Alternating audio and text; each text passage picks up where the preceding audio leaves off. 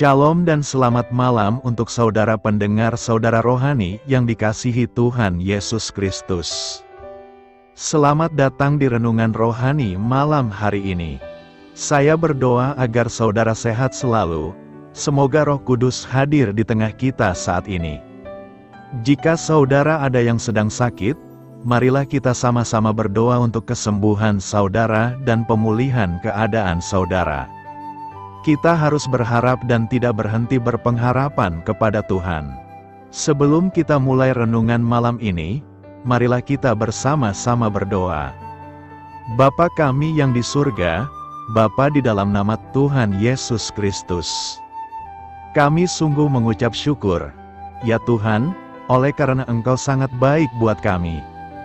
Engkau ada bersama kami dan menopang hidup kami di siang hari dan di malam hari. Engkau ada bersama-sama dan menyertai kami. Tuhan, kami memuji dan bersyukur kepadamu pada malam hari ini kami masih bisa berkumpul di rumah kami yang kecil ini. Tuhan, saat ini kami hendak mendengarkan firman-Mu. Berilah pengetahuan dan bimbinglah hamba-Mu ini, agar apa yang Engkau firmankan dapat bekerja sesuai kehendak-Mu, buat kami jemaat-Mu. Bukalah hati dan pikiran kami untuk mendengar dan menerima firman-Mu. Kiranya firman-Mu ini dapat menjadi berkat bagi kami. Berbicaralah, Tuhan, kami sudah siap menerima firman-Mu.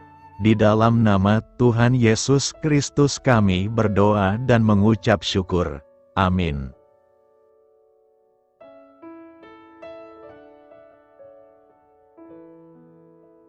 Sahabat saudara rohani, pembacaan ayat emas Alkitab renungan kita malam hari ini. Nats pilihan kita adalah, setiap roh yang tidak mengaku Yesus, tidak berasal dari Allah, roh itu adalah roh antikristus. Tertulis dalam kitab 1 Yohanes 4 ayat 3, kata kunci renungan pada malam ini adalah kitab yang hilang. Dan bacaan kita pada malam ini terambil dari kitab 1 Yohanes 4 ayat 1 sampai dengan ayat 3. Saudara-saudaraku yang kekasih, janganlah percaya akan setiap roh, tetapi ujilah roh-roh itu, apakah mereka berasal dari Allah, sebab banyak nabi-nabi palsu yang telah muncul dan pergi ke seluruh dunia. Demikianlah kita mengenal roh Allah, setiap roh yang mengaku bahwa Yesus Kristus telah datang sebagai manusia, berasal dari Allah, dan setiap roh yang tidak mengaku Yesus, tidak berasal dari Allah. Roh itu adalah roh antikristus dan tentang dia telah kamu dengar, bahwa ia akan datang dan sekarang ini ia sudah ada di dalam dunia. Terambil dari kitab 1 Yohanes 4 ayat 1 sampai dengan ayat 3. Topik dari ayat emas renungan kita adalah, bagi orang bijak, firman Allah itu cukup. Mari kita mulai renungan malam kita. Setiap orang menyukai cerita yang bagus, namun banyak orang menganggap novel terlaris The Da Vinci Code sebagai fakta sejarah. Alur cerita utama dalam buku itu adalah adanya dugaan bahwa kitab yang hilang dari Alkitab telah dirahasiakan oleh gereja selama berabad-abad. Kitab-kitab yang hilang ini menyatakan bahwa Yesus menikahi Maria Magdalena dan memiliki beberapa anak dari pernikahan itu. Hal ini sama sekali tidak mengungkapkan sejarah dan menyesatkan banyak orang. Kitab-kitab yang diduga sebagai kitab-kitab yang hilang dari Alkitab ini ditemukan di Nag Hammadi, Mesir, pada tahun 1945. Kitab-kitab ini menyangkal kealkitabiahan Yesus dan mengembangkan penyembahan terhadap dewa-dewa, pendewaan diri sendiri, dan informasi rahasia. Lalu mengapa gereja tidak memasukkan kitab-kitab ini ke dalam Alkitab? Karena dokumen-dokumen di dalamnya tidak memenuhi kriteria keaslian kitab suci, yang melibatkan beberapa pertanyaan utama. Apakah penulisnya adalah seseorang yang telah dipilih Yesus sebagai seorang rasul? Apakah kitab tersebut diterima secara luas di kalangan para pemimpin gereja? Apakah Roh Allah berbicara melalui kitab itu? Kitab-kitab yang hilang itu tidak lolos tes ini. Namun, semua kitab yang kita miliki di dalam perjanjian baru lulus tes ini. Ketika banyak orang mempertanyakan keabsahan kitab suci, kita perlu memberi mereka jawaban yang terhormat dan jelas. Hal itu mungkin akan membuat mereka ingin lebih mengenal Alkitab kita dan Allah kita. Di dalam kasih tidak ada ketakutan.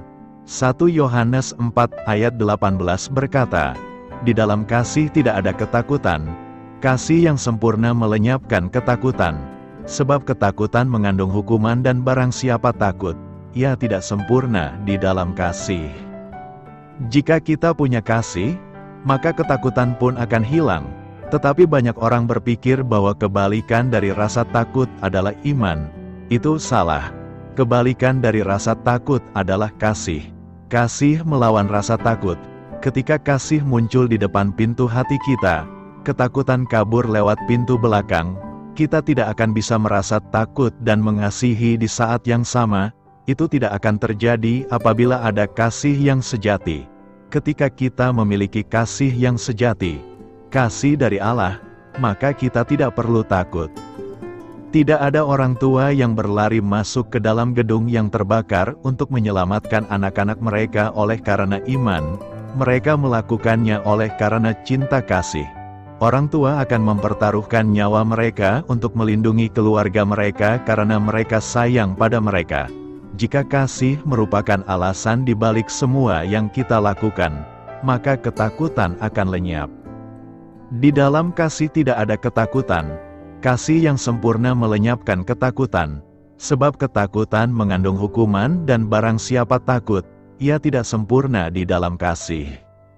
Ketika kita mulai merasa ketakutan muncul di dalam diri kita, mungkin ada sesuatu yang harus kita lakukan yang membuat kita gelisah. Maka, kita perlu berhenti sejenak, kemudian, fokuskan pikiran kita dan ingat betapa Tuhan mengasihi kita. Kita mungkin perlu mengingatkan diri sendiri dengan lantang, "Tuhan, Engkau benar-benar mengasihiku, Engkau ada di sisiku. Aku percaya Engkau ingin aku berhasil dalam hal ini. Aku akan melakukannya dengan kuasa-Mu dan dengan kasih-Mu." Tuhan tak ingin kita gagal. Dia ingin kita berhasil dengan yang sedang kita lakukan dalam hidup dan berhasil mencapai tujuan kita. Ketika kita fokus pada kasih-Nya, maka kita tidak akan merasa takut. Kasih-Nya yang sempurna mengusir semua ketakutan. Ketika kita ketakutan, kita fokus pada diri kita sendiri, itu bukanlah kasih. Sebaliknya, ketika kita mengasihi, kita tidak fokus pada diri kita sendiri, tetapi pada apa yang dibutuhkan orang lain. Itulah kasih. Ketakutan adalah dasar dari banyak hal yang negatif, seperti mencuri, marah, kasar, dan lain sebagainya. Hanya kasih yang sempurna, yaitu kasih Tuhan, yang dapat melenyapkan segala ketakutan kita. Di saat kita menyadari Bapa Sorgawi begitu mencintai kita, ketakutan dan kekhawatiran kita pun hilang. Ketika Zakheus mengerti bahwa Yesus mengasihi dirinya, Zakheus mengatakan, "Tuhan, setengah dari milikku akan kuberikan kepada orang miskin dan sekiranya ada sesuatu yang kuperas dari seseorang akan kukembalikan 4 kali lipat." Itu bukti bahwa kasih mengubah Zakheus dan membuatnya tidak lagi takut miskin. Manakala rasa takut mengancam diri kita, baiklah kita mengingat Allah dengan penuh syukur, bahwa Allah itu kekal abadi dan maha sempurna. Dia baik, Dia adalah sumber segala kebaikan, satu-satunya yang baik. Kehendak-Nya bagi kita dapat memenuhi diri kita dan memberikan damai sejahtera kepada kita. Bukan seperti kehampaan yang ditawarkan oleh dunia yang menekankan kekuasaan, kekayaan dan pencapaian prestasi duniawi. Allah sangat dapat dipercaya, dan rencana-rencananya untuk kita sungguh besar adanya. Hanya Dia yang dapat memenuhi diri kita secara sempurna. Kasih-Nya dapat mencakup semua kebutuhan jasmani dan roh kita sementara kita belajar menyerahkan hati kita kepadanya. Jika kita semakin mengasihi, maka semakin sedikit ketakutan yang akan kita terima. Karena itu, apabila kita menjadikan kasih sebagai motivasi kita dalam melakukan sesuatu, maka kita tidak akan takut untuk melakukannya. Allah telah mengasihi kita, 1 Yohanes 4 ayat 10 berkata, "Inilah kasih itu, bukan kita yang telah mengasihi Allah, tetapi Allah yang telah mengasihi kita dan yang telah mengutus anaknya sebagai pendamaian bagi dosa-dosa kita." Inisiatif kasih itu bukan dari manusia, melainkan dari Allah sendiri. Bukan kita yang mengasihi Allah terlebih dahulu, tetapi Allah lah yang lebih duluan mengasihi kita. Tujuan dan maksud Allah mengasihi kita adalah untuk pendamaian bagi dosa-dosa kita. Kasih yang Allah berikan kepada kita tidak ada syarat dan ketentuan yang diberlakukan. Benar-benar tidak ada. Kasih ini bukan hanya berbeda, melainkan bertabrakan dengan kasih manusia pada umumnya. Ini adalah kasih yang kontra budaya, countercultural love. Pertanyaan kita sekarang adalah apa saja karakteristik dari kasih Allah yang tanpa syarat? Pertama, Allah sebagai inisiator kasih. Yohanes menegaskan bahwa Allah adalah inisiator kasih. Dia yang aktif. Dia yang memulai. Dengan kata lain, kasih Allah bukanlah sebuah reaksi atas sesuatu. Untuk memperjelas hal tersebut, Yohanes secara sengaja meletakkan kata "bukan" di awal kalimat. Kasih kita bukan menjadi alasan, syarat, atau dorongan bagi kasih Allah. Allah yang berinisiatif untuk mengasihi manusia merupakan salah satu keunikan kekristenan. Allah selalu menjadi originator, sumber, dan inisiator. Bukan kita yang memilih Allah, tetapi Ia yang lebih dahulu memilih kita.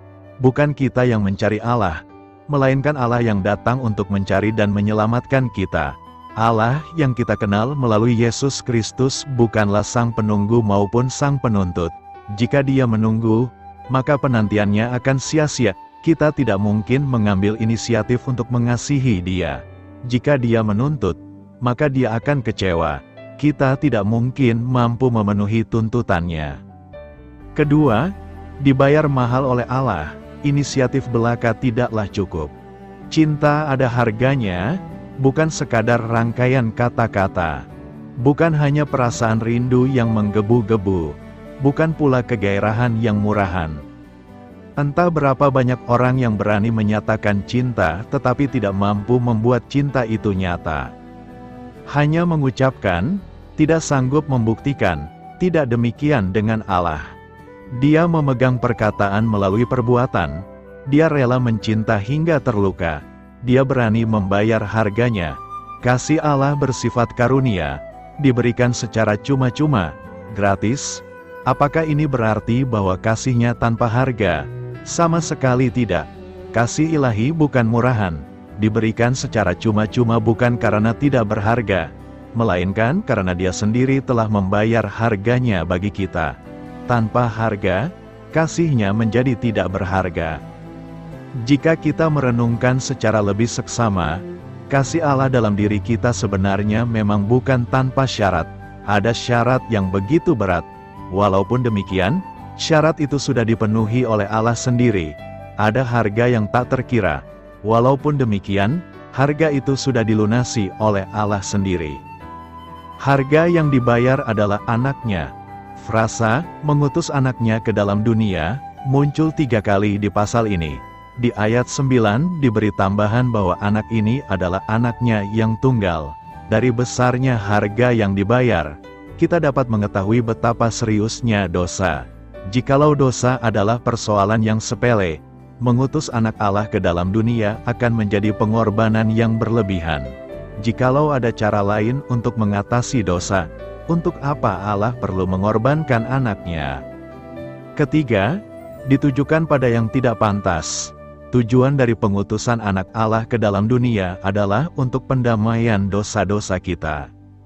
Kata pendamaian dalam Perjanjian Lama dikaitkan dengan tutup pendamaian yang berada di ruang Maha Kudus. Itulah tempat imam besar memercikkan darah binatang untuk penghapusan dosa. Di situ pula tempat Tuhan bertahta dan bersabda. Tanpa darah yang ditumpahkan di tutup pendamaian, tidak ada pengampunan, tidak ada relasi yang intim dengan Tuhan. Rekonsiliasi dan relasi terjadi di atas tutup pendamaian. Itulah misi yang diemban oleh Anak Allah di dalam dunia. Dia menjadi agen rekonsiliasi dan relasi, kedatangannya ke dalam dunia untuk membereskan dosa. Namun, kita tidak boleh membayangkan sebuah misi yang mudah. Pemberesan ini membutuhkan pengorbanan. Ada kematian. Ada darah yang ditumpahkan.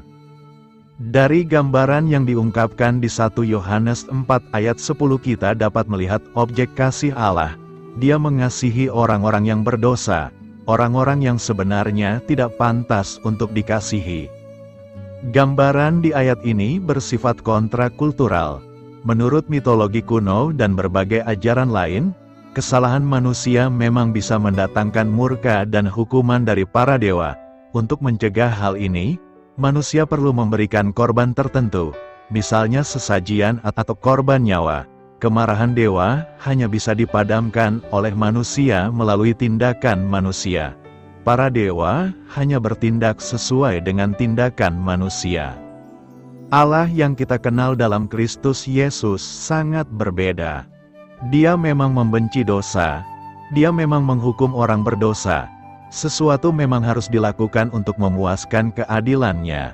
Hanya saja, Dia sendiri yang menyelesaikan semuanya. Allah sendiri yang memadamkan kemarahannya. Tidak ada satupun yang kita perlu lakukan. Tidak ada syarat apa-apa untuk menyurutkan murkanya. Karena itu, jika Allah telah mengasihi kita lebih duluan, maka kita pun sewajarnya lah lebih mengasihi Allah dan sesama manusia dengan segenap akal dan pikiran kita. Apa artinya kasih berasal dari Allah? Dalam 1 Yohanes 4 ayat 7-8, Rasul Yohanes kembali ke salah satu topik favoritnya, cinta. Saudara-saudaraku yang kekasih, marilah kita saling mengasihi, karena kasih berasal dari Allah, dan setiap orang yang mencintai, lahir dari Tuhan dan mengenal Tuhan. Barang siapa tidak mengasihi, ia tidak mengenal Allah, karena Allah adalah kasih. Dengan kata-kata ini, Yohanes meluncurkan ajaran yang lebih luas tentang pentingnya menunjukkan kasih. Ia memulai dengan menjelaskan bahwa kemampuan orang percaya untuk mengasihi berasal dari pengenalan akan Allah. Setiap orang yang mengasihi adalah anak Allah dan mengenal Allah. Gagasan bahwa cinta berasal dari Tuhan juga dapat diungkapkan sebagai cinta berasal dari Tuhan dan cinta berasal dari Tuhan. Yohanes menjelaskan bahwa sumber segala cinta adalah kodrat ilahi Tuhan. Cinta berasal dari Tuhan karena Tuhan adalah cinta pada hakikatnya.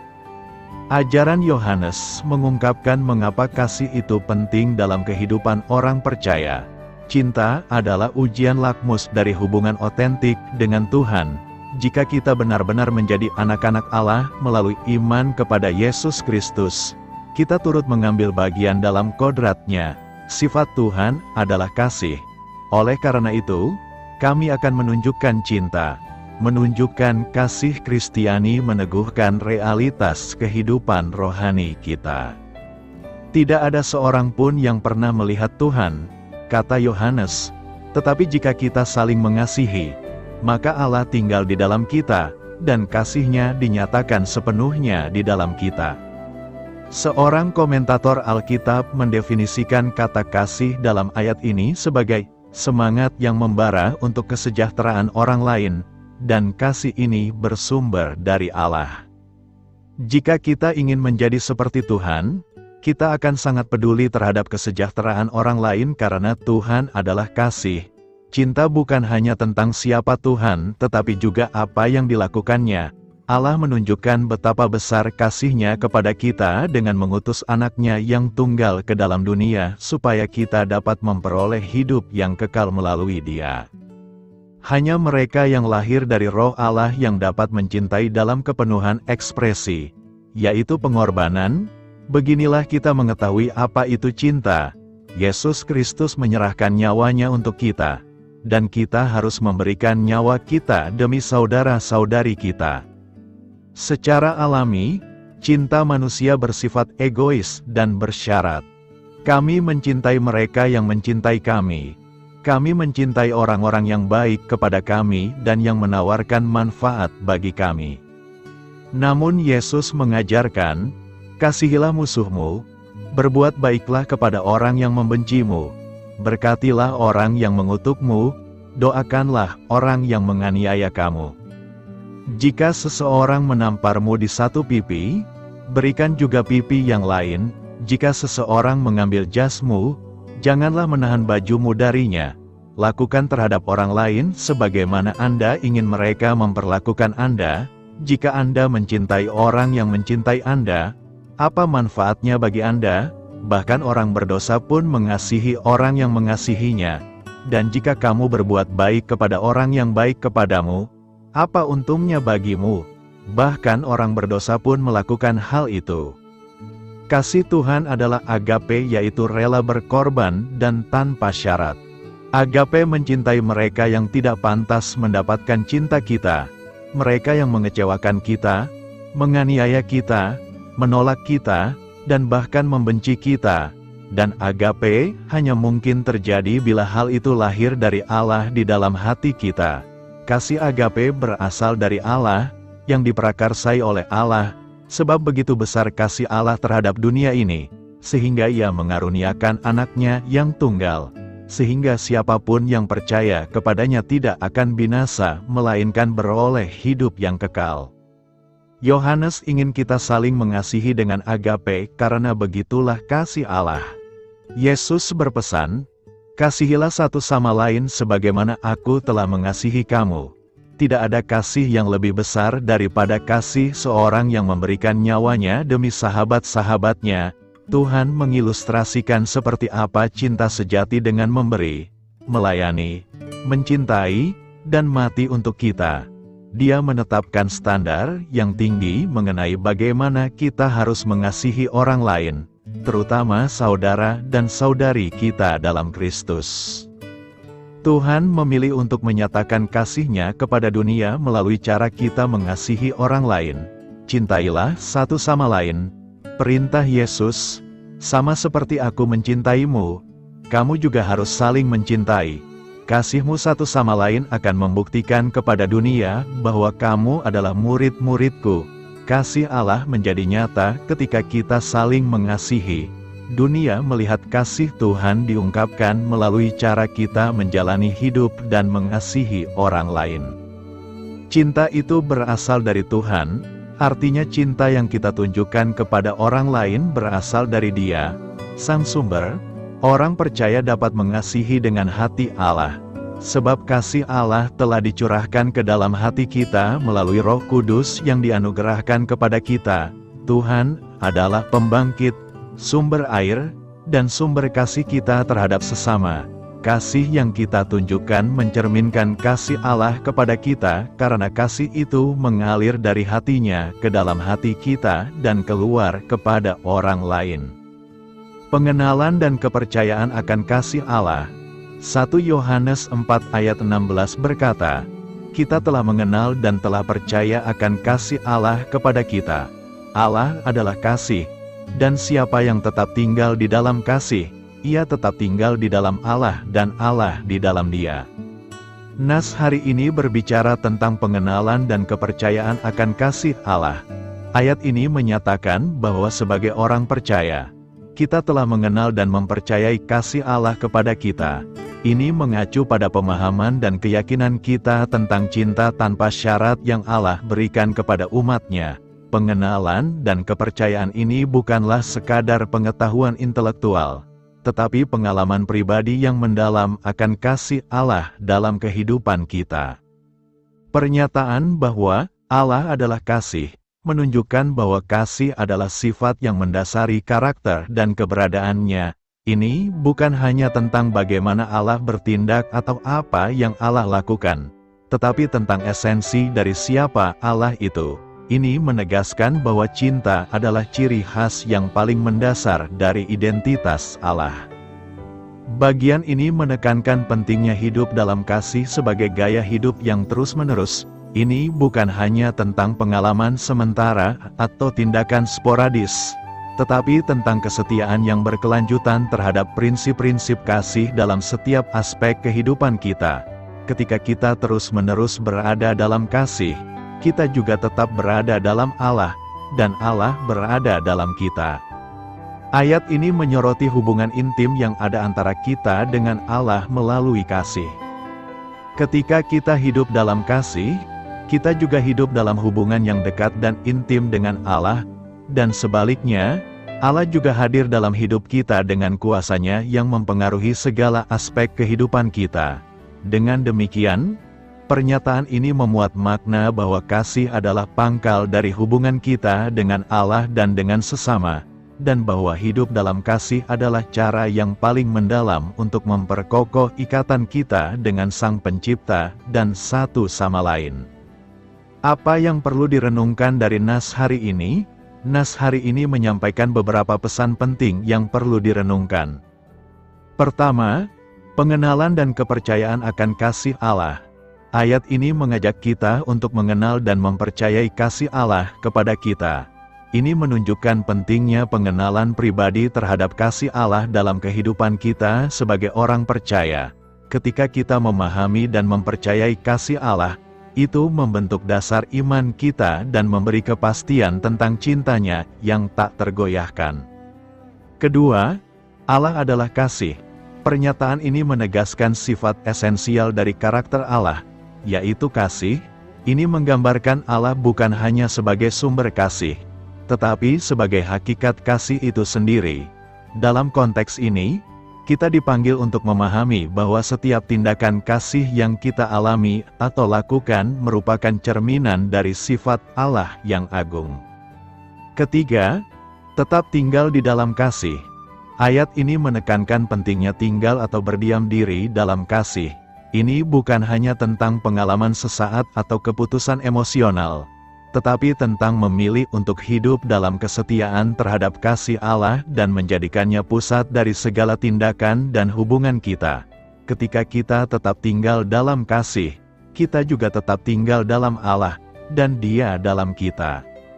Dari pernyataan tersebut, kita dipanggil untuk merenungkan bagaimana kita memahami, mempercayai, dan mengalami kasih Allah dalam kehidupan kita sehari-hari. Karena itu, renungan ini mengingatkan kita untuk terus bertekun dalam kasih, karena itu adalah esensi dari hubungan kita dengan Allah dan dengan sesama.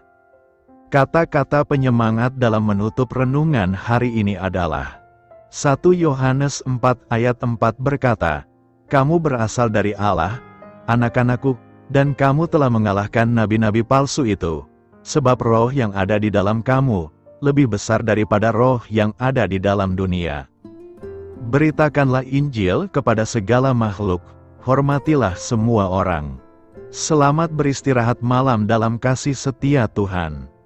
Doa saya menyertai saudara sekalian, mari bertumbuh dalam iman bersama saudara rohani. Saya memberkati Anda, agar sewaktu Anda mencarinya dari Dia, Bapa Surgawi Anda akan memberikan bagi Anda roti harian Anda. Dalam nama Yesus Kristus, Tuhan yang berkuasa atas alam semesta dan menuntun kita kepada iman yang menyelamatkan, Tuhan Yesus menyertai senantiasa. Terima kasih sudah berkenan mendengarkan renungan malam saudara rohani. Tuhan memberkati. Amin.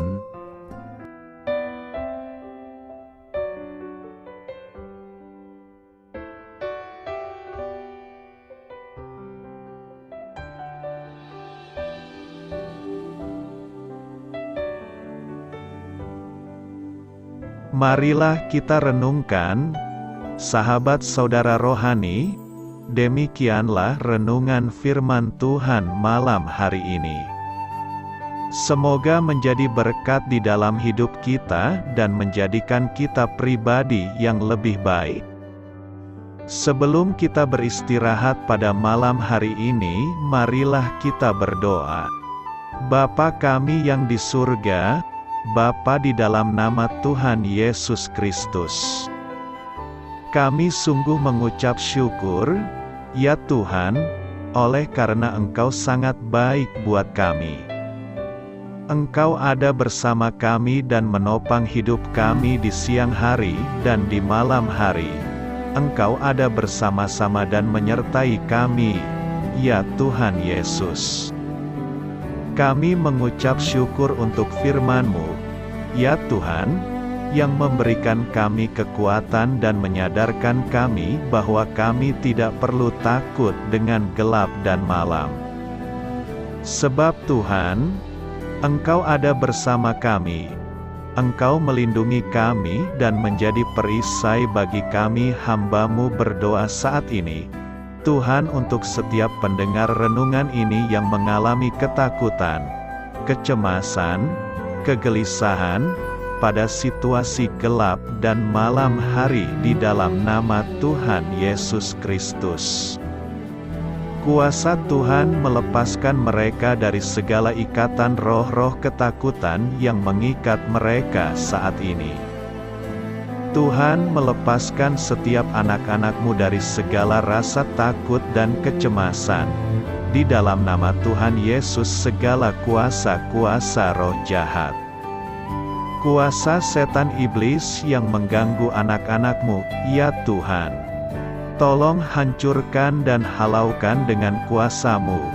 Dalam nama Tuhan Yesus Kristus, berkati setiap kami anak-anak-Mu, ya Tuhan, dan lindungilah kami. Kami aman di dalam Engkau. Ya Tuhan, penuhilah setiap hati kami dengan keberanian, damai sejahtera, dan sukacita serta ketenangan yang dari Tuhan. Berkati kami di malam hari ini, saat kami tidur dan beristirahat. Kuasa-Mu, ya Tuhan, menaungi setiap kami, memberkati dan melindungi kami. Bangunkanlah kami kembali besok pagi dengan kekuatan yang baru. Tubuh yang sehat diberkati Tuhan dan berkat-berkat yang baru Tuhan sediakan bagi kami. Terima kasih, ya Tuhan, kami sungguh mengucap syukur untuk firman-Mu yang menguatkan kami. Dalam nama Tuhan Yesus Kristus Juru Selamat kami, Bapa kami yang baik, kami mengucap syukur dan berdoa haleluya. Amin. Biarlah firman Tuhan menjadi pengingat untuk kita semua, bahwa tuntunan dari Roh Kudus akan selalu memberi jalan keluar bagi setiap permasalahan hidup kita, dan memberi kedamaian di hati kita. Amin. Sampai jumpa di renungan malam saudara rohani berikutnya.